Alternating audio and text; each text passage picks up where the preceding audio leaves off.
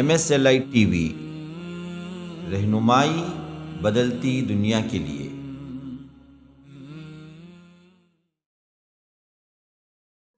إن الحمد لله نحمده ونستعينه ونستغفره ونؤمن به ونتوكل عليه ونعوذ بالله من شرور أنفسنا ومن سيئات أعمالنا من يهده الله فلا مضل له ومن يضلل فلا هادي له وأشهد أن لا إله إلا الله وحده لا شريك له وأشهد أن محمدًا عبده ورسوله أما بعد فإن خير الحديث كتاب الله وخير الهدي هدي محمد صلى الله عليه وسلم وشر الأمور محدثاتها وكل محدثة بدعة وكل بدعة ضلالة وفي رواية وكل ضلالة في النار فأعوذ بالله السميع العليم من الشيطان الرجيم من همزه ونفثه ونفخه ألم نشرح لك صدرك ووضعنا عنك وزرك الذي أنقض ظهرك ورفعنا لك ذكرك فإن مع العسر يسرا إن مع العسر يسرا فإذا فرغت فانصب وإلى ربك فارغب وقال أيضا يريد الله بكم اليسر ولا يريد بكم العسر ولتكملوا العدة ولتكبروا الله على ما هداكم ولعلكم تشكرون وإذا سألك عبادي عني فإني قريب أجيب دعوة الداعي إذا دعان فليستجيبوا لي وليؤمنوا بي لعلهم يرشدون اللهم أرنا الحق حقا وارزقنا اتباعه وأرنا الباطل باطلا وارزقنا اجتنابه اللهم علمنا ما ينفعنا وانفعنا بما علمتنا وارزقنا علما رب اشرح لي صدري ويسر لي أمري واحلل عقدة من لساني يفقه قولي۔ اس اللہ کے نام سے ابتدا جس کے ناموں کی کوئی انتہا ہی نہیں۔ ولو ان ما فی الارض من شجرۃ اقلام والبحر یمدہ من بعدہ سبعۃ ابحر ما نفدت کلمات اللہ۔ اس ذات اقدس پر کروڑوں درود و سلام ہو جو تمام جہانوں کے لیے رحمت للعالمین بن کے آئے تھے۔ اللہم صلی علی محمد وعلی آل محمد کما صلیت علی ابراہیم وعلی آل ابراہیم انک حمید مجید وبارک علی محمد وعلی آل محمد کما بارکت علی ابراہیم وعلی آل ابراہیم انک حمید مجید۔ برادران اسلام، واجب الاحترام بزرگوں، دوستوں، عزیز ساتھیوں، اللہ تبارک و تعالی کا بے انتہا فضل و احسان ہے کہ اس نے ہمیں مسلمان بنا کر پیدا کیا۔ پیدائشی اعتبار سے مسلمان ہونا اللہ تبارک و تعالی کی ایک بہت بڑی نعمت ہے۔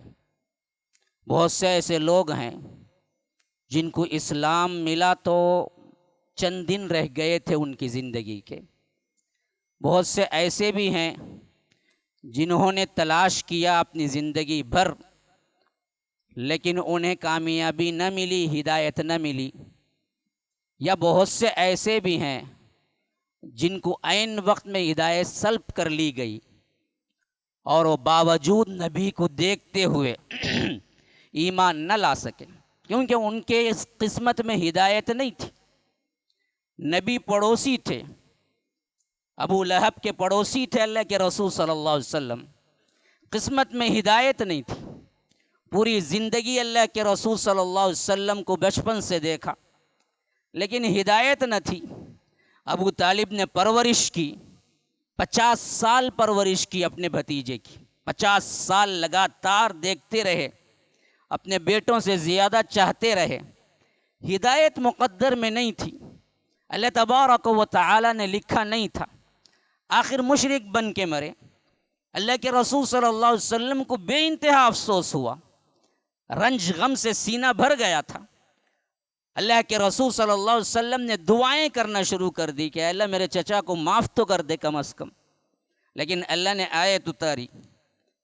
سب سے پہلے آیت تو تنبیہن اتاری کہ انک لا تہدی من احببت، اللہ کے رسول آپ جس کو چاہتے ہدایت نہیں دے سکتے.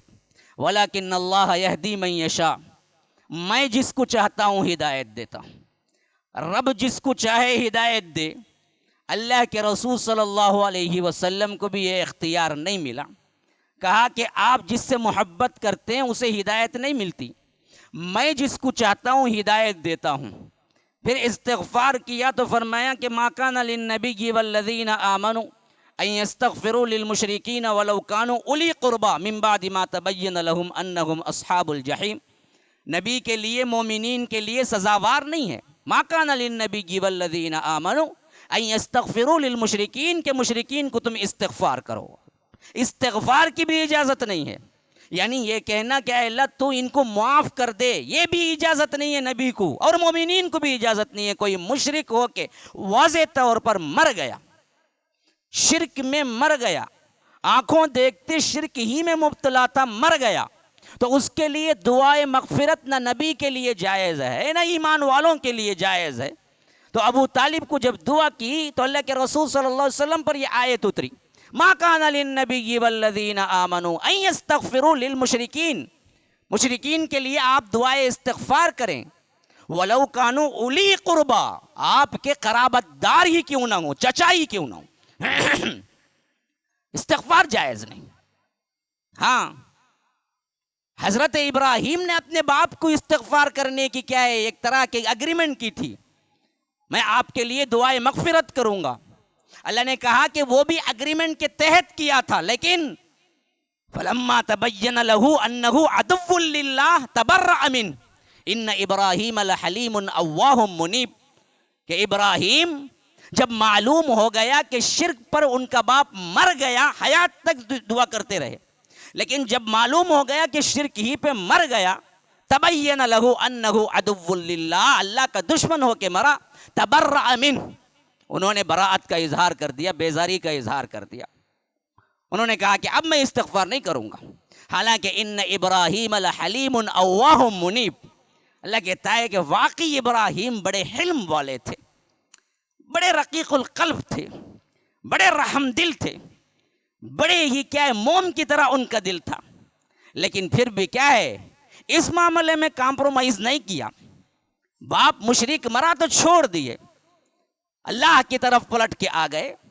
اللہ نے روکا تو رک گئے، اے اللہ میرا باپ مشرک ہو کے مرا، میں تو یہ ہدایت دینا، مسلمان پیدا کر دینا، یہ رب کی انتہائی بڑی نعمت ہے، جن کو بہت سوں کو پیدائشی مل چکی اور بہت سوں کو بعد میں ملی، بہت سے تلاش کرتے رہے. تو سب سے پہلے آپ اپنے ذہنوں میں اس حیثیت سے شکرانے کے طور پر آپ بٹھائیں کہ رب کے ہمیشہ شکر گزار رہنا ہے کہ رب نے آپ کو بغیر کسی مشقت کے، بغیر کسی ڈھونڈنے کے، بغیر کسی تڑپنے کے، رب نے آپ کو ہدایت دی. لیکن ہدایت دینا یہ تو رب نے دی، ہدایت پر قائم رہنا یہ تمہارے ہاتھ میں ہے.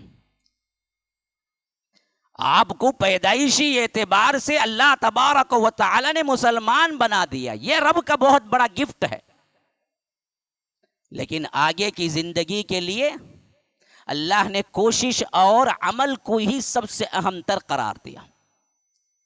یہ نہیں کہ ہم مسلمان بن گئے، جہنم سے آزاد ہو کے پیدا ہو گئے، اب جو بھی کرتے رہو ہم جنتی ہیں. یہی وہ عقیدہ تھا جو یہودیوں اور نصرانیوں کو برباد کر کے رکھا، حتیٰ کہ اللہ کے رسول صلی اللہ علیہ وسلم کو بھی وہ ماننے سے باز رہے، یہاں تک کہ لعنت اللہ، اللہ کی لعنت انہیں قیامت تک کے لیے اللہ تبارک و تعالی نے کر دی.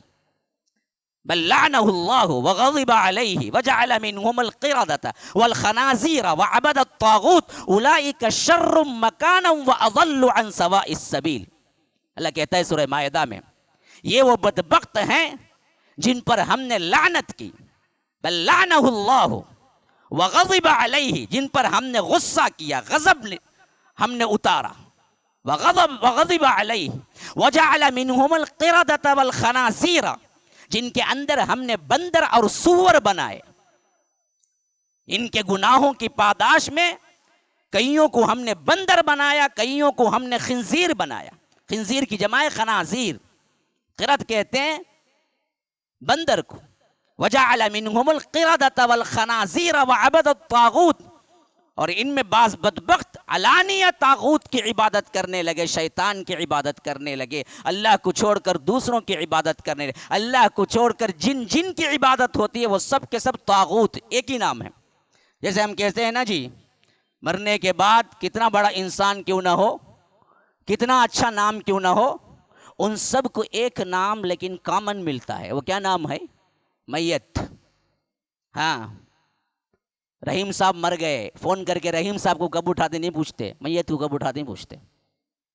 نام کامن ایک ہی، مرنے کے بعد سب کو، انہیں بادشاہ رندے فقیر رندے، ایک ہی کامن نام.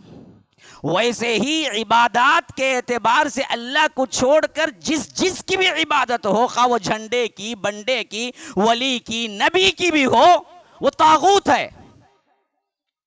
صرف اللہ کی عبادت جائز ہے. تو اسی لیے فرمایا کہ وعبد الطاغوت، ان لوگوں نے اللہ کو چھوڑ کر دوسرے معبود بنا لیے.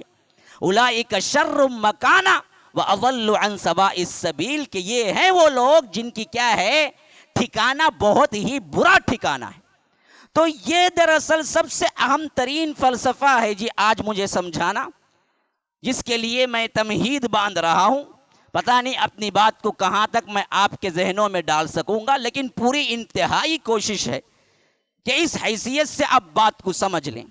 ایک پیدائشی نعمت جو ملی ہے یہ بہت بڑی نعمت ہے، لیکن اس نعمت پہ تکیہ کر کے بیٹھ جانا اور عمل کو چھوڑ دینا، یہی وہ بدبختی ہے جو یہود و نصارہ نے اپنایا تو جہنم کے وارث بنے اور اللہ نے ان پر غضب نازل کیا.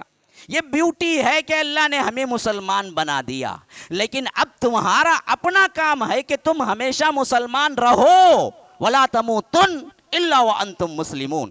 اللہ نے فرمایا تمہیں موت نہ آئے لیکن حالت مسلمانی میں. مطلب کیا ہے؟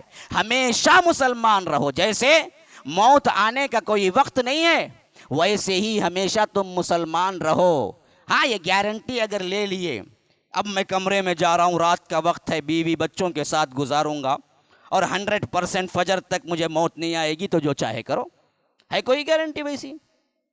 اب میں دلہا بنا ہوا ہوں، شادی کا موقع ہے، اب تو اللہ موت نہیں دے گا، بھائی شادی کر کے 5 سال بعد ہی مجھے موت آئے گی، تو جو چاہے کرو.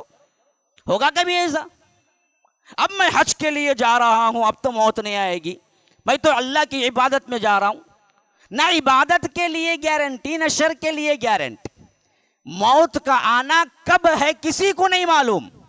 ویسے ہی سمجھو کہ ہمیشہ تم مسلمان رہو، کیونکہ جب بھی موت آئے تم حالت مسلمانی میں رہو. یہی حکم رب نے ہمیں دیا تھا، اسی حکم پر ہمیں اپنی زندگی کو استوار کرنا چاہیے. مسلمانوں، اللہ نے مسلمان بنا دیا، لیکن شعوری مسلمان بھی بنے، پڑھ کر بھی مسلمان بنے، عملاً بھی مسلمان بنے. اپنے دلوں کو ٹٹول کے دیکھیے، آپ کو جواب یا تو 70% سے شروع کر رہا ہوں، بہت بڑھ کے 70% کسی کا دل گواہی دے گا، یا کسی کا 50 دے گا، کسی کا 40 دے گا. کئی ایسے ہیں جن کو واپس پلس کے 0 میں جواب دے گا کہ 1% بھی مسلمان عملاً تم نہیں تھے. میں کسی پہ طنز نہیں کر رہا ہوں، کسی پہ انگلی نہیں دکھا رہا ہوں. جو کہتے ہیں نا جی ایک بتائے تو 3 اپنی طرف اشارہ کرتے ہیں، ہم بھی اسی پانی میں ہیں. لیکن مسئلہ یہ ہے کہ خود ٹٹول کے دیکھو اپنی اپنی حالتوں کو، ذرا محاسبہ نفس کر کے دیکھو، ذرا تکیے پہ سر رکھتے ہو تو سوچ کے دیکھو. اللہ نے 24 آورز کا یہ دن دیا تھا، اس میں ہم مسلمان بن کے کتنا وقت گزارے اور نافرمانی میں کتنے گھنٹے گزارے، تو آپ کو خود معلوم ہو جائے گا کہ ہم کتنے پانی میں ہیں. تو یہ مسلمان عمل کر کے مسلمان رہنا، اس میں اللہ تبارک و تعالی نے آپ کے اوپر چھوڑ دیا. اس میں زبردستی رب نے مسلمان نہیں بنایا. اللہ چاہتا تو کر سکتا تھا، کوئی برائی نہیں کرے. فجر کو نہ اٹھو 2 فرشتوں کو مقرر کر دیتا، تھپڑ لگاؤ ہی نہیں، تو اٹھ کے بھاگتا وہ. کوئی برائی کا سوچا, اوپر سے ایک تھپڑ پڑا, فوری طور پر خیال بدل لیا. کر سکتا تھا, اللہ کو کوئی کیا ہے, کام مشکل نہیں ہے. انتم اشد خلقا ام السماء, بنا تم کو پیدا کرنا مشکل ہے یا آسمان اور زمین کو بنا دیا. نہ تمہارا پیدا کرنا مشکل, نہ آسمان و زمین کو پیدا کرنا مشکل. رب کے لیے مشکل نہیں ہے. مسئلہ یہ ہے کہ اللہ یہ نہیں چاہتا تھا زبردستی کی عبادت. زبردستی کی عبادت, زبردستی کی مسلمانیت چاہتا تو نہ شیطان پیدا ہوتا, نہ اللہ برائی اور اچھائی کو رکھتا, سب فرشتے بن جاتے. کیونکہ فرشتوں کو کیا ہے, آپشن نہیں, وہ زبردستی کے بنے ہوئے, طوعاً و کرہن. وہ سوچ بھی نہیں سکتے برائی کیا ہے, ان کو پتا بھی نہیں ہے برائی کیا ہے. لا یعصون اللہ ما امرہم ویفعلون ما یؤمرون. اللہ تبارک و تعالی کی نافرمانی ان کے قریب بھی نہیں جاتی. جو حکم دیا جاتا ہے وہ کر گزرتے ہیں, ان کو نافرمانی کیا ہے معلوم ہی نہیں ہے. تو یہ اللہ تبارک و تعالی نے انسانوں سے نہیں چاہا, اسی واسطے انسانوں کو اختیار دیا, جاؤ. لیکن چاہتا یہ ہے کہ وہ اختیار پھر واپس مجھے ہی کر دو. باوجود اختیار ملنے کے, اختیار مجھے دے کر عمل کرو, تاکہ میں اس اختیار کے بدلے جو تم نے اپنی زندگی حوالے کی, اس واسطے تمہیں میں جنت رکھا ہوا ہوں. تو یہ اختیاری پہلو میں اللہ تبارک و تعالی زبردستی نہیں کرے گا. یہاں پر تمہاری اپنی من مانی چلتی ہے, تمہاری اپنی خواہشات چلتے ہیں, اور ان خواہشات کو چاہ کر دبا کر عمل کر کے مسلمان اندر رہو اور عملاً مسلمان بنو. تو یہ ہے اصل فلسفہ اسلام کا, جو مسلمانوں کو سکھانا چاہتا ہے رب, کہ یہاں تک کہ مسلمان تو پیدا کر دیا, یہ اور بات ہے, لیکن اس نعمت کو قائم رکھنا تمہارا اپنا کام ہے. اسی لیے آپ دیکھیں گے ابتدا سورہ فاتحہ سے جو قرآن کی ہو رہی ہے, اس میں رب العالمین نے دعا سکھا کے چھوڑ دی. یہ نہیں کہا کہ اسی دعا کو میں تمہارے اوپر اپلائی کر دیتا ہوں, نہ, دعا سکھا کے چھوڑ دیا. اب تم دعا کرو, عمل کرو, دعا کرو, عمل کرو, اور ہر رکعت میں کرو اہدنا الصراط المستقیم صراط الذین انعمت علیہم. یہ نہیں کہا کہ میں نے تمہیں زبردستی صراط مستقیم پر قائم کر دیا, بلکہ کہا کہ صراط مستقیم قائم ہے, تم مانگتے رہو, اے اللہ صراط مستقیم دینا, ہر رکعت میں مانگو. اور صراط الذین انعمت علیہم کے حساب سے وہ راستہ تمہیں اشارہ کر دیا گیا ہے. کن کن کا راستہ ہے؟ نبیوں کا, ولیوں کا, صالحین کا. انعمت علیہم, منعم علیہ گرو, یہ سب ہیں, ان پر چلتے رہو. اور کن کا نہیں ہے وہ بھی اشارہ کر دیا گیا, غیر المغضوب علیہم ولا الضالین, نہ یہودیوں کا نہ نصرانیوں کا, دو کا نہیں, اللہ کے انبیاء کا, ان کا راستہ. اب اس پر چلتے رہو, تمہیں کامیابی مل جائے گی. چلتے چلتے موت آ گئی, تمہیں جنت مل جائے گی. اب دراصل اسی تناظر میں آج ہمارے لحاظ سے آپ ٹٹول کے دیکھیں, جو بنیادی باتیں میں آپ کے سامنے رکھ رہا ہوں, ان بنیادی باتوں میں میں نے معاشرے کی اصلاح کی حیثیت سے آپ کے سامنے ذکر کیا تھا کہ سب سے اہم ترین فریضہ شادی بیاہ کے معاملات میں آسانی اختیار کرنا ہے. اب سب سے پہلی بات آپ جوڑ لیجئے کہ اللہ نے اسلام ہمیں عطا کر دیا, تبھی تو ہم جمعہ میں یہاں جمع ہوئے ہیں, غیر مسلم تو جمعہ میں نہیں جمع ہوتا. تو میں خطاب جو کر رہا ہوں, اس بات کو مجھے اچھی طرح یقین ہے کہ مسلمانیت کے دائرے میں آنے کے بعد ہی آپ یہاں موجود ہیں. نمبر ایک بات تو میری مکمل ہو گئی. اب دوسری بات میں نے سمجھا دیا کہ اس اسلام کو قائم و دائم رکھنا, اس میں رب نے آپ کے اوپر چھوڑا ہے کہ آپ کی کوششیں کتنی رہیں گی, آپ اتنے مسلمان رہیں گے, آپ کتنے بے پرواہ ہوں گے, آپ اتنا ہی مسلمانیت کے دائرے سے نکل جائیں گے. اب آپ کی اپنی کوشش ہے, کرتے رہیں کرتے رہیں کرتے رہیں, اسلام کو مکمل اپنانے کی کوشش کرتے رہیں, تو رب العالمین آپ کے ایمان کو قبول کرے گا. اسی حیثیت سے آپ کو دنیا میں بھی آخرت میں بھی اجر دے گا. اب ان دونوں کے بعد اس اسلام کو چلنے میں سب سے اہم ترین بات جو ہمارے ذہنوں میں ہے, میں کلیئر کرتا آ رہا ہوں کئی وجہ سے, کہ یہ مشکل ترین نہیں ہے شریعت پہ چلنا. شریعت پہ چلنا بہت آسان ہے، جس کے لیے میں نے خاص کر گزشتہ اور پیوستہ جمعے میں مثالیں دے کے سمجھایا. ہر قسم کی چیز اسلام نے کیا کیا؟ جائز رکھا ہوا ہے، لیکن حد کے اندر. مذاق ہو، سفر ہو، سیر و تفریح ہو، زندگی کے ازدواجی مقامات ہوں، گھریلو زندگی ہو، ہر معاملے میں اللہ نے حدود قائم رکھا، لیکن یہ نہیں کیا کہ انسان اپنے فطری جذبات جو ہیں اس کو بھی مار کر وہ اللہ کی خوشنودی حاصل کرے. ایسی کوئی بات نہیں. شادی کو آسان کر دیا، نکاح کو آسان کر دیا، نکاح کی زندگی کو سکھایا، ازدواجی زندگی کو سکھایا. انشاءاللہ میں آؤں گا اس موضوع پر. کتنی کھلی چھوٹ ہے. جو حرام کیا وہ چند چیزیں ہیں بس. اچھا، اب یہ چیز سمجھ لینے کے بعد میں ایک اور اہم ترین پوائنٹ کی طرف آپ کو متوجہ کرتا ہوں، جو شریعت کے پورے مزاج کو واضح کرتی ہے، لیکن کانٹیکس میں جو آئی ہے وہ دراصل صیام کے کانٹیکس میں آئی ہے. جب اللہ نے روزوں کو فرض کیا تو اس کے اینڈنگ میں جو آیت میں نے تلاوت کی، وہ اینڈنگ کا ایک ٹکڑا ہے جس میں اصول اسلام اللہ نے بیان کیا. فرمایا کہ یرید اللہ بکم اليسر ولا یرید بکم العسر. دیکھو، اللہ تبارک و تعالی تم سے آسانی چاہتا ہے، اللہ تم پر تنگی کرنا نہیں چاہتا. یہ اصول اسلام ہے. تمام کاموں میں اصول اسلام یہی ہے. شریعت پر چلنا آسان ہے اس واسطے کہ اللہ آسانی چاہا ہے، مشکل نہیں چاہا ہے. حتیٰ کہ اگر کوئی کہتا ہے کہ بھائی 1 مہینہ 30 دن کے روزے اللہ نے فرض کر کے کیا چاہا؟ ارے اللہ نے فرض کر کے تمہارے ساتھ اچھائی اور آسانی ہی چاہا. کیوں؟ اللہ کہتا ہے کہ ہم تمہارے اوپر تنگی نہیں چاہتے. اسی کانٹیکس میں آ رہا ہے یہ. یرید اللہ بکم اليسر ولا یرید بکم العسر. دیکھیے، یاسین اس کے ساتھ آیا لفظ یسر، اس کا مطلب ہے آسانی.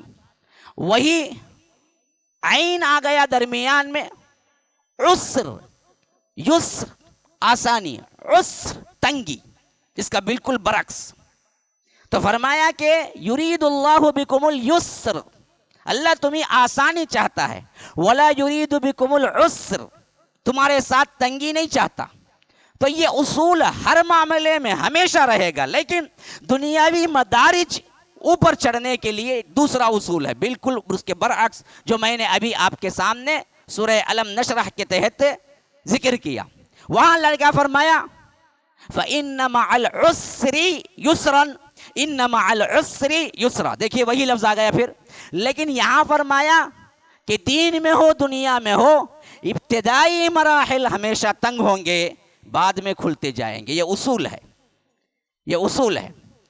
دنیاوی یا دینی جو بھی مراحل ہوں جن میں تمہیں پختہ ہونا ہے، تو اس کا ایک اصول ہے قدرتی. وہ کیا ہے؟ شروع میں تکلیف ہوتی ہے، بعد میں آسانی ہے. تو اسی لیے فرمایا کہ ہمیشہ مشکل کے ساتھ آسانی ہے. فَإِنَّ مَعَ الْعُسْرِ يُسْرًا إِنَّ مَعَ الْعُسْرِ يُسْرًا. ہاں مشکل کے ساتھ آسانی بھی ہے، مشکل کے ساتھ آسانی بھی ہے. تو یہاں فرما دیا کہ یہ آسانی جو ہم نے تمہیں دیا ہے، یہ باوجود آپ کو شروع میں تکلیف دے گی. یعنی مکمل شریعت پہ چلنا تھوڑا سا کیا ہے، آپ کو خواہشات نفس کو دبا کر چلنے میں مشکل محسوس ہوگی، لیکن یاد رکھیے یہ مشکل دائمی نہیں ہوگی. تھوڑے دن پریکٹس ہو جائے شریعت کے حدود پر چلنے کے بعد، آپ کو ایسے لگے گا گویا کہ آپ جنت کے مقامات پہ سیر کر رہے ہیں. آپ کو مشکل نہیں ہوگی، وہ آسان بن جائے گی، کیونکہ تم نے رب کی رضا کو اپنی رضا اپنا لیا. یہی اصول ہر معاملے میں بھی ہے. آپ پہلے پہل کیا ہے، جم جائیں، وہاں کیا ہے آپ 200 کلو یا 100 کلو اٹھانا چاہیں تو یاد رکھیے پھر تو کیا ہے اپنے اوپر ڈال کے ہی ناک کی ہڈی توڑ کے بیٹھ جائیں گے. پہلے کہتا ہے آپ کو جم ماسٹر تھوڑے چھوڑے کیا ہیں، آپ وزن اٹھائیں، پریکٹس کریں. اب 1-2 مہینے نہیں ہوتے پھر تو کیا ہے ان کے اپنے کرتب دکھائی دینا شروع ہو جاتے ہیں. تو بعین ہی اسی طرح ہر کام میں پریکٹس جو ہوگی نا وہ دراصل کچھ مشکل ہوگی، لیکن یہ مشکل دائمی نہیں ہے، پھر اس کے بعد آسانی کھلتی چلی جائے گی. یہی حالت دنیا کے اندر بھی ہے، یہی حالت دین کے اندر بھی ہے. آج ہمارے آزاد ترین نفسوں کو اگر ہم شریعت کے مطابق بنا کے چلنے کا عزم بھی کر لیں، اسی وقت بھی کر لیں، تو آپ کو میں کتنا بھی سمجھاؤں شریعت آسان ہے لیکن کچھ مشکل لگے گا، لیکن یہ مشکل دائمی نہیں ہے بلکہ آہستہ آہستہ آہستہ اس شریعت کے اندر اپنے آپ کو پابند کر لینے میں ایک مزہ رہے گا، ایک حلاوت ایمانی اللہ تبارک و تعالی دے گا. تو یاد رکھو مسلمانوں، سب سے پہلے یہ ذہن سے نکالو کہ شریعت مشکل ہے. نمبر 2 یہ سمجھو کہ شریعت آسان ہے. نمبر 3 یہ سمجھو کہ ہمارے اپنے خواہشات نفس کے مطابق شریعت ہمیں ذرا تکلیف دہ لگتی ہے، لیکن اس پر عمل کرنا شروع کر دیں گے تو یاد رکھو وہ تکلیف نہیں رہے گی جس پر عمل کرنے سے پہلے ہم نے سوچ کے ہاتھ چھوڑ دیے کہ ہم تو عمل نہیں کر سکتے. اب تیسرے کنڈیشن میں آئیے. پتہ نہیں میں آپ تک اپنی بات پہنچا رہا ہوں صحیح طور پر، آپ سمجھ رہے ہیں یا صرف کیا ہے سن رہے ہیں؟ سننے میں سمجھنے میں بہت بڑا فرق ہے. یاد رکھیے، چوپائے بھی سنتے ہیں لیکن اس کا مطلب یہ نہیں کہ وہ سمجھتے ہوں. ہاں، تو مجھے سمجھانا مقصود ہے، سنانا نہیں ہے. تو میرا جو پیغام ہے وہ آپ تک پہنچ رہا ہے یا نہیں؟ انشاءاللہ کیا ہے آخر میں معلوم ہو جائے گا جب آپ کی زندگیوں پر اس کا اثر پڑے گا. تو جب آپ نے اس حیثیت سے تہیہ کر لیا کہ ہمیں شریعت پہ چلنا مقصود ہے اور اس میں کچھ مشکل آئیں گی بھی تو پھر آسانی پیدا ہو جائے گی. تو اب پھر میں حدیث سے بھی حوالہ دے کے آگے بڑھتا ہوں. اللہ کے رسول نے فرمایا ان الدین یسر.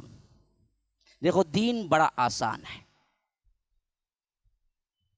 اب اس کے 2 پہلو ہیں جن میں ہم نے کیا ہے، ایک پہلو کو تو مکمل طور پر فراموش کر دیا، ایک کو سمجھ لیا دین بڑا. یہ بہت سے کیا ہے ویسٹرن کلچر کو چاہنے والے آزاد فکر کے لوگ بھی بڑا استعمال کرتے ہیں آج کل. ارے بھائی دین بڑا آسان ہے، بھائی معلوم نہیں، یہ مولانا بہت سخت کر دیتے، ورنہ تو کیا ہے دین بڑا آسان ہے. دین بڑا آسان ہے کا مطلب ان کی عقلوں کے تحت آسان ہے کا مطلب نہیں ہے. دین بڑا آسان ہے کا مطلب رب العالمین نے جو قوانین بنائے ہیں وہ آسان ہے. قانون ہی اٹھا کے پھینک دے. کوئی بندہ شیونگ کر کیوں بھائی داڑھی نہیں رکھتے، پھر نہیں تو کیا گاڑی رکھے تو جنت کو جائیں گے کی کیا جی تمہیں سخت کر لے کو. دین بڑا آسان جی، اللہ بڑا رحیم جی. اب میں پوچھتا ہوں یہ حدیث کے تحت اس نے صحیح سمجھا یا غلط سمجھا؟ اللہ کی قسم دوبارہ سے بارہ میں قسم کھا کے کہتا ہوں اس نے غلط سمجھا. دین بڑا آسان ہے کا مطلب یہ نہیں کہ شیونگ کرتے پھرو، ٹخنے کے نیچے کپڑا جھاڑ رہا ہے پوری روڈ جھاڑ کے جا رہا ہے. بھائی یہ اللہ کے رسول نے منع کیا بھائی ٹخنے کے اوپر رکھو. ارے کیا پرانے زمانے کے آدمی بھائی تمہیں دین بڑا آسان بھائی خالی ٹخنے کے نیچے رکھے تو اللہ جہنم میں ڈالیں گا کی نماز روزہ نہیں دیکھیں گا، ڈالیں گا کیونکہ حدیث میں یہی الفاظ ہے. ہم کیا کریں؟ اللہ کے رسول نے صاف کہا جس کے ٹخنے کے نیچے ہے کپڑا وہ جہنم میں ہے، ڈالیں گا. ہمارا ایمان تو ہے. مجھے اپنے ممبر پہ کھڑے ہونے میں تو شک ہو سکتا ہے لیکن جو ٹخنے کے نیچے رکھ کے چلتا ہے اس کے جہنم جانے میں کوئی شک نہیں ہے مجھے، کیونکہ اللہ کے رسول نے کہا. اب اس کا مطلب کوئی نہیں کہا یار دین بڑا آسان ہے جی. دین بڑا آسان ہے کا مطلب تمہاری اپنی ذہنیت کے مطابق آسان ہونے کا مطلب نہیں ہے. شریعت میں جو چیز حلال ہے حلال، جو حرام ہے وہ حرام. آسان ہے کا مطلب یہ ہے کہ رب نے تم پر کوئی قانون ایسا نہیں رکھا جس کو تم نہیں کر سکتے. جیسے یہود و نصارہ کے اندر ہو گیا تھا. میں ہمیشہ مثال کہتا ہوں، ان لوگوں نے کیا کر دیا تھا، اون کے دودھ کو حرام کر لیا تھا خود ہی. اب اون کا دودھ کوئی نہیں پی کے رہے گا، وہ بھی صحرا میں، وہاں تو اون کا دودھ عام تھا. اب ایسا اللہ نے کوئی حکم نہیں دیا. مثلا اللہ دودھ کو حرام کر دیتا، کیا کرتے بچے کیسے بولتے؟ نہیں کیا شریعت میں. اسی طرح کیا حضرت ابراہیم کو حکم دیا کہ اپنے بیٹے کو ذبح کرے. اللہ کا کرم یہ ہوا کہ وہ بعد میں جنت سے دمبا لایا گیا، لیکن اللہ تبارک و تعالی امت مسلمہ کو یہ قرار دیتا کہ سب سے پہلا بچہ اللہ کی راہ میں ذبح کر دینا ہے، کیا ہوتی حالت ہماری؟ بکرالے کو دیکھو تو چھوٹا نہیں، اوپر نیچے دیکھتے اس کی، بہانے بناتے، بولتے آقا مولوی صاحب نہیں ہے، قرض لے کو دیے جا کی، یہ سال نہیں ہوا، کیا کیا نہیں بہانے۔ اگر اللہ مقرر کر دیتا کہ پہلا بیٹا جو بھی ہو ذبح کر دینا اسے ابراہیم کی سنت میں، ہوتا کیا پھر؟ ایسا حکم نہیں دیا۔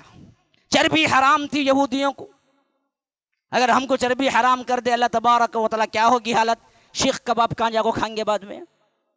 پورے دکانہ ہمارے سے چلتی ماشاءاللہ، جتنے دکانہ ہی، جتنے دکانہ قائم ہی، سب مسلمانوں کے محل ہے، دیکھ لو پورے انڈیا میں، بلکہ پورے ورلڈ میں بول سکتے ہیں، کہاں کہاں شیخ کے دکانہ ہی، وہ بھی مسلمانوں کے محل ہے، کھانے والے جو ہیں وہ بھی مسلمان ہی، آباد رکھیں سو ہمیں، نہیں تو برباد ہو جائیں گے، ہاں۔ لیکن اللہ نے حکم نہیں دیا۔ دین آسان ہے کا مطلب یہ ہے کہ شریعت کے قوانین آسان ہیں۔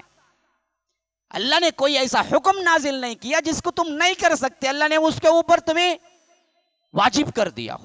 خود جمعہ کی مثال اٹھا لیجئے، آدھا گھنٹہ، ایک گھنٹہ بہت سے بہت، نودی للصلاۃ، ارے اذان ہوئی، آپ آ چکے تھے، ارے میں جماعت ختم کروں، آپ فارغ ہو گئے، پورا اٹھا کے کیا ہے، ایک گھنٹہ اگر اٹھا لیجئے تو بس ایک گھنٹہ مصروف ہے۔ لیکن اللہ نے یہودیوں کو کیا کر دیا تھا؟ ایک دن کر دیا تھا، ایک دن کہیں بھی نہ نکلنا، نہ کچھ کرنا سوائے عبادت کے، پورا ہفتے کا دن، نہ تم تجارت کرنا، نہ مچھلیاں پکڑنا، نہ کچھ اور کام، صرف ایک ہی کام، عبادت۔ ہم نے ایک گھنٹہ بھی نہیں دیا، بلکہ آپ کے اوپر چھوڑ دیا، نماز کو بلاؤ، یعنی اذان دو، پھر خطبہ دو، پھر نماز پڑھاؤ، اس میں کتنا وقت بھی، اب بعض لوگ ہیں 5 منٹ کا خطبہ، سر چڑھتے اترتے، خالی روبوٹ ایکشن کرتا نہیں ویسا، ہوں چڑھے ہوں خطبہ دیے ہوں اترے، پھر ایکشن زر 2 منٹ کی نماز، انہیں پہلے سوچ کو آتا پورا، انہیں پورا کرتے اسے کتنا 5 منٹ، اس میں بھی 2 منٹ مار لیں گے، کیا اندر داخل ہو کو وضو کرتا، پیشاب کو جاتا، یہاں بیٹھتا وہاں بیٹھتا، ابھی 2 منٹ مار لیتا ان کے، 3 منٹ میں جمعہ ختم کرو، واپس جاتا رہتا۔ اب اسے بھی فقہ کے اعتبار سے ہمیں غلط بھی بول نہیں سکتے، ٹھیک ہے، تو انہیں جمعہ کو آیا پڑھا چھوڑے، اب جمعہ نہیں پڑھا بھی بول نہیں سکتے، یہ علماء کو اٹکاتے ایسا لے لگا کو، ہم نے بھی بہت سوچ کو چلنا پڑتا، ان کو بولنا تو کیا بولنا، بول کیا مولوی صاحب جمعہ تو میں پڑھانا گنگا، اب آیا میرے 5 منٹ لیکن پڑھ کو نہ گیا میں جمعہ، خطبہ بھی سنانا۔ اب اسی واسطے علماء دیکھو ہمارے بھی کیا کرے، خطبے کچھ اٹھا کے رکھ دیے، ایک آدھا گھنٹے کا خطبہ دیتے، کہاں کا تو مصلی پہ کھڑ گو نیچے، آخری میں 5 منٹ کا خطبہ دیتے، وہ بیل کے سامنے خطبے کیسے کرنا، ان کو سمجھ میں آتا، نہ ان کو سمجھ میں آتا، نہ سامنے والے کو آتا، نہ پیچھے والے کو آتا، وہ کتاب پڑھتے، خالی 5 منٹ کی کتاب پڑھ کو اترتے ہی نماز ہو جاتی۔ اب انہیں سوچتا، ہاں یہ مسجد کو گئے تو 5 منٹ، یہاں مرکز السلام گئے تو 1 گھنٹہ، نہیں جانا ہے، ہم نہ 5 منٹ بس گئے وہاں پڑھے نکلے، جاتے رہیں گے، بیکار ٹائم کہیں کو ویسٹ کرنا۔ حالانکہ اصل مقصود ہی جمعہ کا فوت ہو گیا، جمعہ کا مقصود ہی آپ کے ایمان کو تازہ کرنا ہے، جمعہ کا مقصود ہی ریچارج بیٹری ہے۔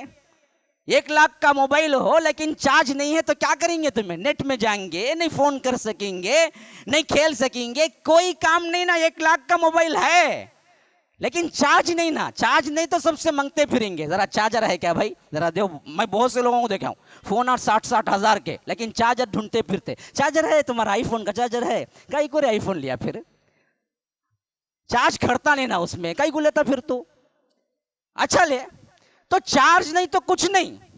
ویسے ہی یہ چارج نہیں ہے یہ بدن میں ایمان کا تو کچھ نہیں، تو ریچارج کرنے کے لیے جمعہ ہے، ہفتے میں 1 مرتبہ آؤ، اپنے ایمان کو کم از کم ریچارج کر کے ہفتے بھر کا رکھو۔ تو جہاں آتے ہیں وہاں ریچارج ہی نہیں ہوتا ہے تو پھر فائدہ کس بات کا؟ تو یہی واسطے ہماری پوری جمعہ کی جمعیت سو رہی ہے، ورنہ تو یہ جو اللہ نے دیا ہے نا، اگر اس میں صحیح طور پر ریچارج کرنا شروع کر دیں علماء امام، تو یاد رکھو ہماری اپنی جو معاشرت ہے وہ بالکل تبدیل ہو کے رہ جائے گی۔ یہ بہت بڑی نعمت ہے جو رب نے دیا ہے، بغیر کسی ایڈ کے پوسٹر کے ہزاروں کا مجمع مساجد میں جمع ہوتا ہے ہر ہفتہ، لیکن نہ وہاں کام کی بات ہوتی ہے نہ وہاں پر انہیں ڈائریکشن دیا جاتا ہے، نہ وہاں تربیت دی جاتی ہے، جیسے آتے ہیں ویسے ہی باہر نکل جاتے ہیں، کچھ لیتے ہی نہیں ہیں۔ جہاں کچھ دینے کی کوشش کی جاتی ہے وہاں بھی لوگ آتے ہیں، فین ستون سب دیکھ کے سو جاتے ہیں۔ اللہ مالک تمہیں بولتے رہو، ہمارا کام تو سونا ہے، زندگی بھر سوتے رہے، یہاں بھی ہم سوئیں گے، اپنی سنت کو نہیں چھوڑیں گے، اپنے طریقے کو ہم قائم دائم رکھیں گے۔ انہیں بیٹھ کو کیسا، مجھے آج تک سمجھ نہیں آیا، میں اتنا چیخنے کے باوجود میرے سامنے بیٹھ کے انہیں کیسا سوتا مجھے سمجھ نہیں آتا۔ بغیر چیر کے بھی سوتا وہی بیٹھ کے، بیچ میں بیٹھ کے بھی سوتا، کبھی کبھی میں نظر ڈالتا پریشان ہو جاتا، ارے واہ ایسے بھی سونے والے ہیں۔ ہم کو تکیے پہ سر رکھ کے بھی آدھا گھنٹہ لوٹنا پڑتا، نیند نہیں آ رہی، نیند نہیں آ رہی، مطالعہ کرتے رہتے، مطالعہ پھر دیکھنا پڑتا، نیند آتی نہیں آتی۔ لیکن یہ کہاں کے لوگ آ گئے ہیں جمعہ کی بھری محفل میں بغیر ٹیکے کے، اسے ڈر بھی نہیں، ڈل کو پیچھے پڑا تو بھیجا کہ جا پھٹ جائے گا اس کا، لیکن پھر بھی سوتا آنکھ، کیونکہ سونا اس کا مقصود ہے۔ انہیں آتش سونے کو چنے، سننے کو آتش نہیں نا انہیں۔ تو عجیب فلسفہ، آپ کیا کریں گے؟ میں بھی پوری کوشش کرتا کہ کسی کو بھی کیا ہے ایسا نہ بولوں کہ اس کی سمجھ سے باہر نکل جائے، کچھ نہ کچھ باتیں اس کے ذہن میں جائیں، اس واسطے انتہائی کوشش کر کے سہل آسان ترین انداز میں میں بات کو آپ تک پہنچانے کی کوشش کرتا۔ لیکن افسوس مجھے کب ہوتا؟ تب ہوتا کہ مولوی صاحب تمہیں جتنے ٹرکس جانتے ہیں اس سے زیادہ میں جانتا ہوں سونے کے ٹرکس سے، تمہیں کیا بھی بولو میں سو کو دکھاتا ہوں، بولتا ہوں انہیں۔ اب اس وقت تو میں ہار جاتا ہوں، میں کچھ نہیں کر سکتا۔ تو میں بتا رہا تھا کہ یہ خود بھی کیا ہے، اللہ کی ایک بہت بڑی نعمت ہے کہ اللہ نے ایک دن کے مقابلے میں ایک گھنٹہ بھی نہیں دیا۔ تو یہ اصل میں معنی ہے دین کے آسان ہونے کا، یہ معنی نہیں ہے کہ تم دل کے اندر جو کچھ سوچتے ہو وہ آسان ہے، ورنہ تو دین کے اندر رب آسان نہیں ہے، بلکہ جو حکم ہے اس کی پامالی کرو گے تو دین سخت ہے اس معاملے میں، اور تمہیں اس کا باقاعدہ طور پر عذاب یا سزا، دو چیزیں ہیں شریعت۔ ایک ہے اللہ کے ہاں عذاب، دوسرا ہے دنیا میں اگر شریعت اسلامیہ ہے تو وہاں سزا، حد، جس کی جمع ہے حدود، جسے اللہ تبارک و تعالی نے بھی کئی جگہ فرمایا تلک حدود اللہ، یہ اللہ کی حدیں ہیں، حد سے پار نہ کرو، اور حد سے جو پار ہوگا اگر شریعت نافذ ہوگی تو شریعت اس کو سزا دے گی۔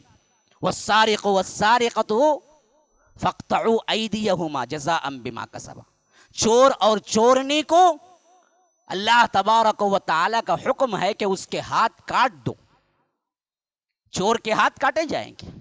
اب دیکھیے یہاں پر ایک بہت اہم نقطہ بتا رہا ہوں میں آپ کو، جب چور کی سزا کا ذکر اللہ نے فرمایا تو فرمایا کہ السارق والسارقۃ، پہلے مرد چور کا نام آیا، بعد میں عورت کا، فرمایا کہ السارق چور مرد، والسارقۃ چورنی، ان دونوں کے ہاتھ کاٹے جائیں گے اگر وہ چوری کیے، شریعت ہوگی تو ہاتھ کاٹے گی، سزا ہے۔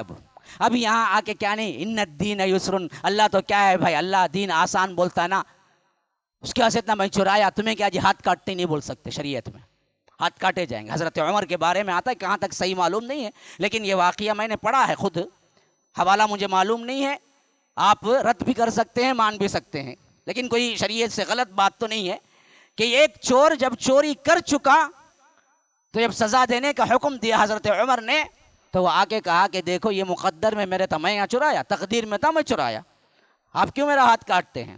حضرت عمر نے کہا کہ اچھا تقدیر میں ہے تیرا ہاتھ کاٹنا، میں ہاتھ کاٹتا ہوں، تو نے چرایا لیکن میری بھی تقدیر میں ہے کہ میں حکم دوں گا تو تیرا ہاتھ کٹے جائیں گے۔ تو یہاں پر ان الدین یسر نہیں چلے گا، یہاں پر باقاعدہ طور پر آپ کے ہاتھ کاٹے جائیں گے، یہ سزا ہے یہاں کی۔ اچھا یہاں چور کو اللہ نے پہلے مرد کا ذکر کیا پھر بعد میں عورت کا، چور چورنی دونوں کے ہاتھ کاٹے جائیں گے۔ لیکن اب اس کے برعکس دیکھیے ایک نقطہ اہم ترین، جس کو میں آج کے لحاظ سے موضوع بحث بھی ہے، اسی سے ریلیٹڈ بھی ہے، وہی زنا کا ذکر آیا اور اس کی سزا کا ذکر آیا، الزانیۃ والزانی فرمایا، پہلے عورت کا ذکر لایا بعد میں مرد کا ذکر لایا۔ بہت اہم نقطہ جس کی طرف اشارہ کر رہا ہوں. جہاں سزا چور کی لایا تو وہاں فرمایا کہ السارق والسارقۃ، مرد چور عورت چور. لیکن جب فحش کا معاملہ آیا تو بالکل اس کو الٹا کر دیا. فرمایا الزانیۃ والزانی فاجلدوا کل واحد منہما مئۃ جلدہ. زانیہ عورت اور زانی مرد، ان دونوں کو 100 کوڑے مارو.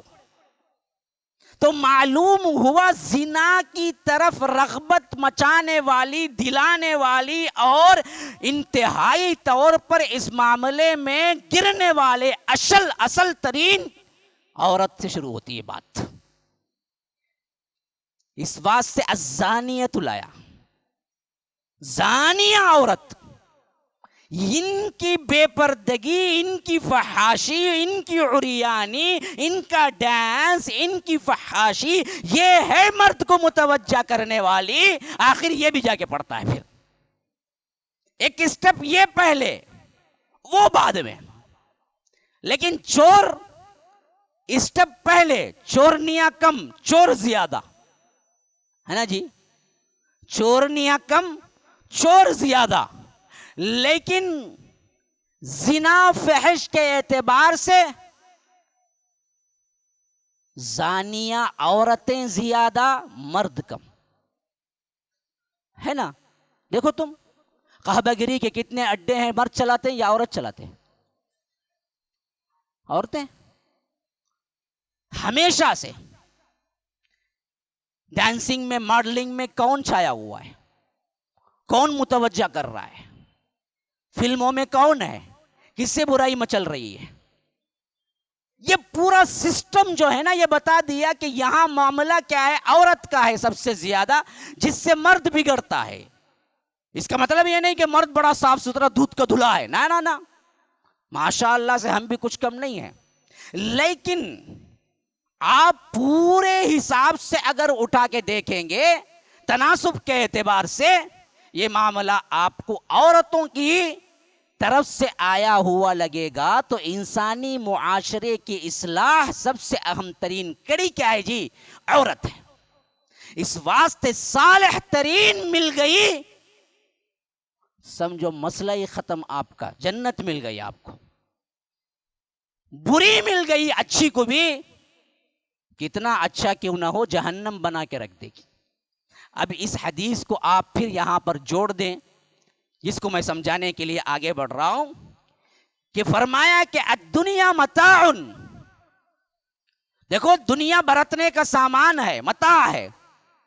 وخیر متاع الدنیا المرأة الصالحہ. دنیا کی سب سے خوبصورت ترین شے یا خوبصورت ترین سامان نیک بیوی ہے. نیک بیوی مل گئی، دنیا میں جنت مل گئی. اگر خراب بیوی مل گئی، خواہ صالح ترین وقت کا ولی کو کیوں نہ ملے، اس کی زندگی جہنم بن گئی.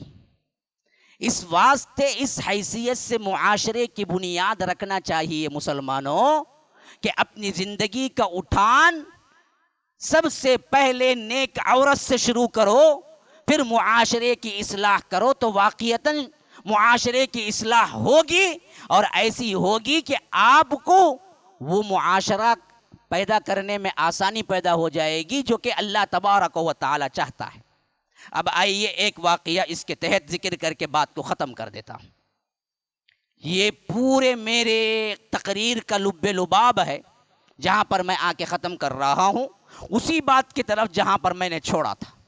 گزشتہ کے جمعہ میں نے آخری میں ایسے ہی ایک صحابی کا واقعہ بیان کر کے بیان کیا تھا کہ جنہوں نے اللہ اور اس کے رسول کی بات کو مانا اور جلیبیب صحابی کو اپنی بیٹی دینے کے لیے تیار ہو گئے، پھر اللہ تبارک و تعالی نے اس گھرانے کو بہت اونچا کر دیا، حتیٰ کہ پورے مدینے کے اندر سب سے بہترین گھرانہ جلیبیب کا گھرانہ تھا. اور اس عورت اور اس بچی کو اللہ نے یہ اعزاز دیا کہ وہ شہید کی بیوہ کہلائی، اور وہ شہید بھی ایسا شہید تھا جس کو اللہ کے رسول صلی اللہ علیہ وسلم نے اپنے ہاتھوں میں لے کر دفنایا تھا.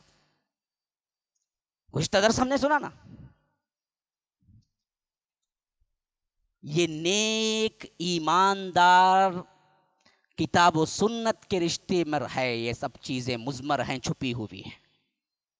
یہاں تک آپ نے سن لیا، اب سنو، اللہ کے رسول صلی اللہ علیہ وسلم اپنی بیٹی کا نکاح، حضرت علی اور حضرت فاطمہ کا نکاح، جن کو رب العالمین نے اپنے حبیب کے ذریعے جنت کی عورتوں کی سردار ہونے کا خطاب دے دیا تھا، سیدۃ النساء اہل الجنہ تھی، یہ دراصل اپنے لحاظ سے کس عمر کے اندر شادی ہوئی آپ کو پتا ہے؟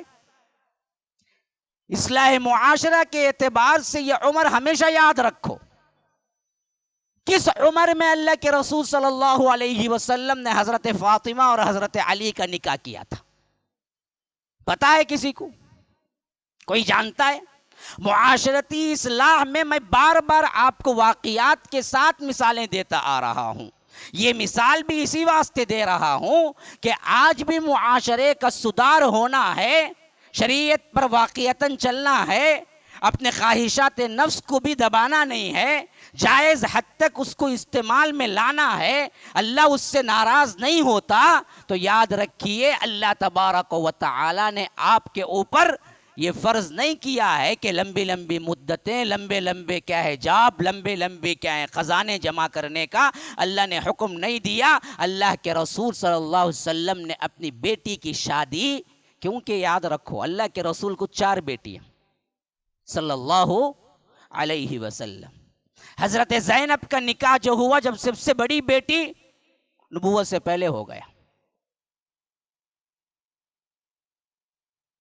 اور اسی طرح حضرت رقیہ جو حضرت عثمان کی بیوی بنی ہجرت سے پہلے ہو گیا، بلکہ مکی زندگی کے بھی ابتدا میں ہم کو ملتا ہے کہ ہجرت حبشہ کے وقت میں حضرت عثمان اور رقیہ دونوں مل کے ہجرت کرے، 5 نبوت سے پہلے بھی ہو گیا۔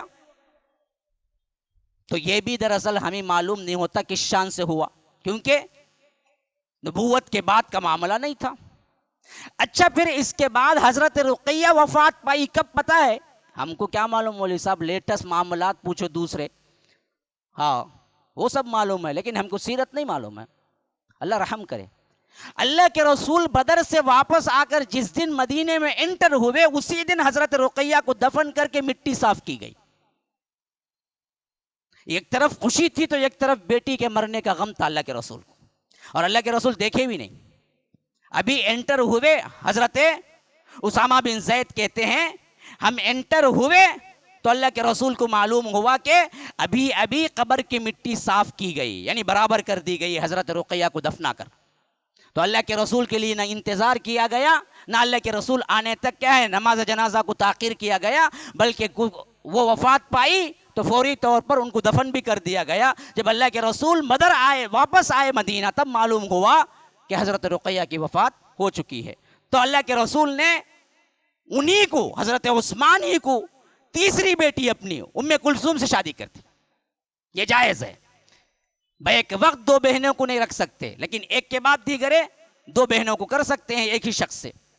اور اللہ کے رسول نے یہ بھی فرمایا کہ اگر تمہارے لحاظ سے میری تیسری کوئی بیٹی ہوتی، کیونکہ حضرت ام کلثوم بھی 9 ہجری میں وفات پا گئی، تو تب فرمایا کہ میری تیسری کوئی اولاد ہوتی، بیٹی ہوتی، وہ بھی میں عثمان تم کو دے دیتا، تم وہ ہو جس کو اللہ کے فرشتے شرم کرتے ہیں، حیا کرتے ہیں، تو ایسے شخصیت کو میں ایک بیٹی نے، 2 بیٹی نے، 3ویں ہوتی تو بھی دے دیتا، لیکن کوئی نہیں تھی۔ کیوں؟ اب چوتھی جو بیٹی تھی حضرت فاطمہ، ان کی شادی بھی عین غزوہ بدر کے بعد ہو گئی، فوری غزوہ بدر کے بعد۔ اب اس وقت آپ کو معلوم ہے، مجھے تو ایسا لگا جب سرچ کرتا رہا میں، خاص کر عمر کے لحاظ سے، تو جب مجھے پتا چلا کہ عین وہی زمانہ تھا جس میں اللہ کے رسول حضرت فاطمہ اور حضرت علی کا نکاح کیا، تو ایسے معلوم ہوا گویا کہ یہ اللہ کے رسول صلی اللہ علیہ وسلم کی طرف سے ایک بہترین اشارہ ہے آج کے معاشرے کو کہ اب یہ جو بالکل امن کا زمانہ تھا، ایک تو مکی زندگی کی لاچارگی بھی نہیں تھی، مدینہ آ کے حکومت بھی اسٹیبلش ہو گئی. پھر اس کے بعد بدر کی فتح کے بعد مال غنیمت بھی آ گیا. بڑا خوشحال زمانہ تھا. اللہ کے رسول صلی اللہ علیہ وسلم اور مسلمانوں کے لحاظ سے اطراف و اکناف کا پورا ایریا اسلام کی دھاک بٹھا چکا تھا, اور اللہ کے رسول صلی اللہ علیہ وسلم بھی مال غنیمت میں آئے ہوئے مال تقسیم کر کے ہر مسلمان کے پاس کچھ نہ کچھ تھا. تو ایسے ماحول میں ہم کوئی بات یہ نہیں کہہ سکتے کہ اللہ کے رسول نے جلدی میں کر دیا, یہ فلاں حالات تھے. اب دیکھنا یہ ہے کہ کن اوقات میں کن عمروں میں کیا. حضرت فاطمہ کی عمر 15 سال تھی اور حضرت علی کی عمر 21 سال تھی جب شادی ہوئی. 15 اور 21. کیا مولوی صاحب گورنمنٹ کے خلاف بولتے نا؟ نہیں بولتا, میں بتایا تاریخ. اگر آپ گورنمنٹ کے خلاف نہیں جانا ہے تو 18 اور 21 تو کر سکتے ہیں نا جی. ہاں 18 کے بعد دونوں میچور ہیں, گورنمنٹ کی بھی کوئی مخالفت نہیں ہے. لیکن یہ عمریں بالکل صحیح ہیں آج کے معاشرے کے لیے جو اللہ کے رسول نے اپنی بیٹی کا نکاح کر کے پیغام دیا ہے. اس سے آگے نہ بڑھو, برباد ہو جاتے ہیں جوڑے, برباد ہو جاتے ہیں لڑکے لڑکیاں. فحش اتنا عام ہو چکا ہے تم اس سیلاب کو روک ہی نہیں سکتے, باندھتے ہی نہیں, تم باندھ ہی نہیں سکتے. سیلاب کا جب زور آتا ہے تو اچھے اچھے دیواریں ٹوٹ جاتی ہیں. اسی طرح یہ فحش کا سیلاب جو ہے نا, اس سے زیادہ تم ان کو روک ہی نہیں سکتے. کسی اللہ والے کا بندہ کیوں نہ ہو, کوئی ولی اللہ بھی کیوں نہ ہو, لیکن اس کی زد میں آئے بغیر بچ نہیں سکتا. جو حرام کاری اور غلط ویب سائٹ کا جو جال بچھا دیا ہے پوری دنیا کے اندر ان بدبختوں نے, نہ تم ان کو فون چھین سکتے ہو, نہ ان کو دے کر اعتماد کر سکتے ہو کہ یہ غلط ویب سائٹ پہ نہیں جائے گا. دونوں ناممکن ہے, دونوں ناممکن. چہرے پہ داڑھی بھی ہو سکتی ہے, ولی اللہ ٹائپ کا وہ ایکٹنگ بھی کر سکتا ہے, جھبا خبا بھی ہو سکتا ہے, نماز میں پہلی صف میں بھی آ کے بیٹھ سکتا ہے, لیکن پھر بھی اعتبار نہیں کر سکتے ہم. سب اس میں بالکل یکساں ہیں, سب یکساں ہیں. اب جب فحش وہ دیکھتا ہے پھر اس کے بعد کرنے کے لیے جاتا ہے تو جائے کہاں؟ حلال کر کے رکھ دیا تو حلال سے ہو جائے گا, لیکن حلال کر کے نہیں رکھا تو حرام کاری میں پڑے گا. حرام کاری میں پڑے گا تو معاشرہ کل کا کل برباد ہوگا. یہی ہو رہا ہے آج. تو اللہ کے رسول صلی اللہ علیہ وسلم نے آسان رکھا اس کو, اور آسان طریقے سے اپنی سب سے شہیدی بیٹی کے لیے بھی زیادہ عمر اللہ کے رسول صلی اللہ علیہ وسلم نے نہیں رکھی. 15 سال اور یہاں 21 سال میں نکاح کر دیا, اور نکاح اتنا سمپل تھا کہ نہ کوئی خاص دعوت تھی, نہ کھانا تھا, نہ بلاوا تھا, نہ جوڑا تھا, نہ گھوڑا تھا, نہ بارات تھی, نہ کوئی اور باراتی کا تصور تھا. کچھ بھی نہیں ہوا, بڑی آسانی سے شادی ہو گئی. اللہ کے رسول صلی اللہ علیہ وسلم نے خود لا کے گھر میں کیا ہے دروازہ کھٹکھٹا کے حضرت علی کے گھر پہنچا دیا. یہی رخصتی ہوئی. ایک روایت ہے کہ ام سلمہ کو حکم دیا کہ تم لے جا کے وہاں تک پہنچا دو میری بیٹی کو حضرت علی کے گھر میں شام آ کے ملاقات کر لیتا ہوں. ایک روایت ہے کہ خود اللہ کے رسول صلی اللہ علیہ وسلم چلے اور حضرت علی کے گھر کھٹکھٹائے اور کہا کہ لو یہ تمہاری اپنی بیوی ہے, تم رکھو.